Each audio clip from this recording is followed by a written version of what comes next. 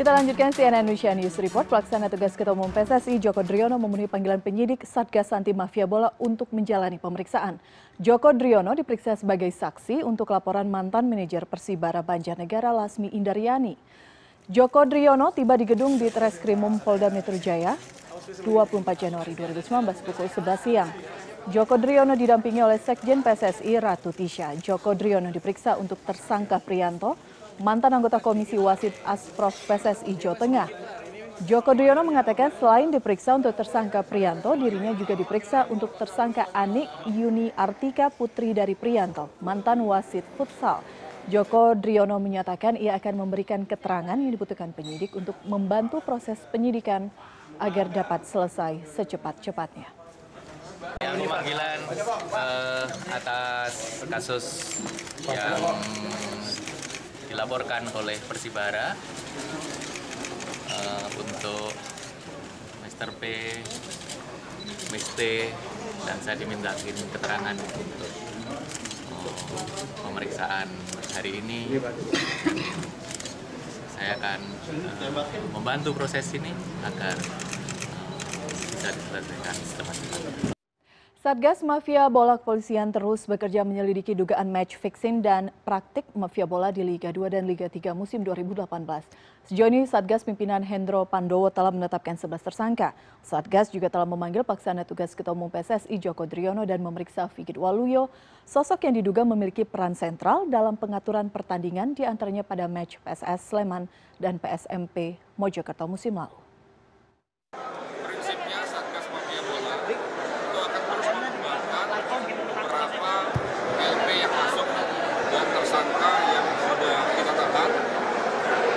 LP yang masuk, tersangka sudah 6 kita tahan, 4 tersangka sedang didalami dan akan ditentukan oleh penyidik tentang alat bukti apakah ditahan atau tidak.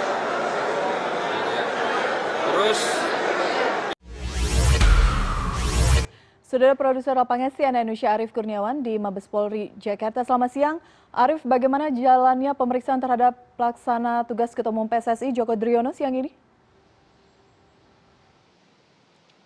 Ya, selamat siang Elvira. Memang sampai dengan siang hari ini PLT Ketua Umum PSSI Joko Driono masih berada di dalam gedung di Treskrimum Polda Metro Jaya. Dan ini memang adalah pemeriksaan perdana Joko Driono sebagai saksi. Karena sebelumnya pada pekan lalu Joko Driono yang seharusnya dipanggil penyidik, ia tidak dapat memenuhi panggilan. Karena pada saat itu ia berhalangan hadir karena harus mendatangi Kongres PSSI di Bali. Sehingga akhirnya di reschedule dan baru bisa dipenuhi pada hari ini Kamis 24 Januari 2019. Dan tadi ia sudah datang pada pukul 11 didampingi oleh Sekjen PSSI Ratu Tisha. Dan Joko Driono diperiksa untuk 2 tersangka yaitu Prianto dan juga Anik Yuni Artika. Dan keduanya ini sudah ditetapkan sebagai tersangka. Prianto ini adalah mantan anggota Komisi Wasit Asprof PSSI, sementara Anik Yuni Artika ini adalah putri dari Prianto dan dulu ia berprofesi sebagai mantan wasit futsal. Dan ini adalah tindak lanjut dari laporan mantan manajer Persibara Banjarnegara Lasmi Indaryani. Dan selain Joko Driono, di hari ini Satgas Anti Mafia Bola juga dijadwalkan akan memeriksa Wakil Bendahara Umum PSSI Irzan Pulung.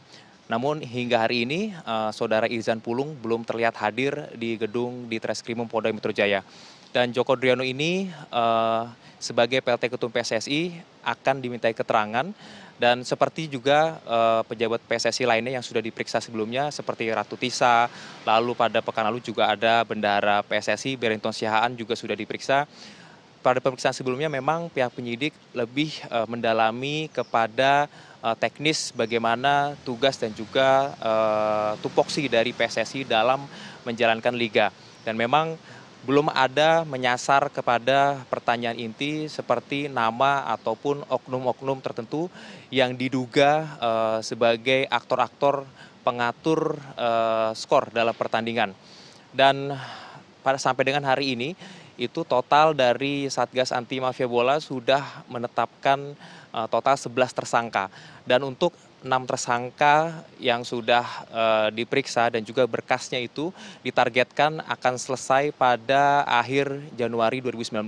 Keenam tersangka tersebut diantaranya adalah Prianto, Anik Yuni Artika, Johar Lin Eng, Dwi Irianto atau Mbah Putih, lalu ada Nurul Safarid, dan terakhir adalah Mansyur Lestaluhu. Ini adalah staf dari Direktur Penugasan Wasit dari PSSI. Sementara update pemeriksaan kemarin dari Satgas Anti Mafia Bola sudah menggeledah rumah salah satu mantan anggota Komite Eksekutif PSSI yaitu Hidayat di daerah Benoa, Surabaya.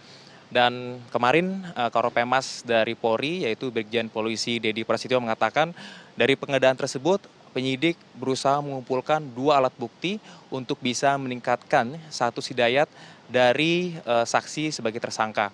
Dan untuk tersangka terakhir itu adalah Figit Waluyo. Ini Figit Waluyo ini adalah pemilik dari PS Mojokerto. Dan Figit Waluyo juga kemarin sudah diperiksa oleh penyidik Satgas Anti Mafia Bola di Lapas Sidoarjo. Dan memang kemarin pemeriksaan itu baru bisa dilakukan karena dari pihak penyidik menunggu surat izin dari Dirjen Lapas untuk memeriksa Figit Waluyo. Jadi saat ini kita tunggu saja nanti pada saat Joko Driono keluar dari pemeriksaan, apakah nanti akan ada statement ataupun pernyataan yang akan disampaikan kepada awak media. Elvira. Ya Arief, selain Joko Driono, apakah juga dijadwalkan pemeriksaan untuk sejumlah saksi lainnya? Termasuk juga apakah ada rencana pemeriksaan terhadap mantan Ketua Umum PSSI Edi Rahmayadi meskipun yang bersangkutan sudah menyatakan mundur dari PSSI? Ya itu tadi untuk saksi lainnya itu untuk hari ini yang dijadwalkan itu adalah Irzan Pulung. Ia adalah Wakil Bendahara Umum PSSI dan Irzan Pulung sebetulnya dijadwalkan pada pukul 11 siang untuk diperiksa. Namun justru yang hadir duluan adalah Joko Driono. Dan sebetulnya Joko Driono ini dijadwalkan pada pukul 14 namun ternyata ia maju. Mungkin nanti sekitar pukul 14 saya akan konfirmasi lagi apakah Irzan Pulung sudah datang di gedung di Treskrim Polda Metro Jaya.